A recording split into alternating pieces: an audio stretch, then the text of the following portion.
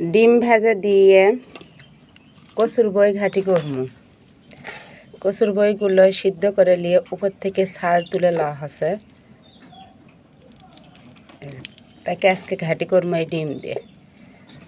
চিংড়ি মাছ হলে একটু ভালো হলো নি, কিন্তু চিংড়ি মাছ নেই। এখনও কচুর বই অনেকগুলো আছে, পরে চিংড়ি মাছ বাজার থেকে কিনে নিয়ে এসে ঘাটি খামো। তো কার কার এই বই কচু ঘাটি ভালো লাগে অবশ্যই কিন্তু কমেন্ট করে জানাবেন। এটা হাত দিয়ে ছাড়িয়ে নিয়েছি, একটু পানি দেব, হাতটা ধুয়ে নেব। এদিকে মশলাপাতি কষানো আমার হয়ে গেছে।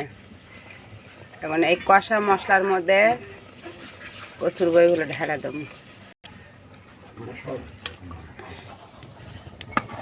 এখন যতক্ষণ কষান যাবি ততক্ষণ কষে নেব, আর কষানোর উপরই সব কিছুর স্বাদ নির্ভর করে।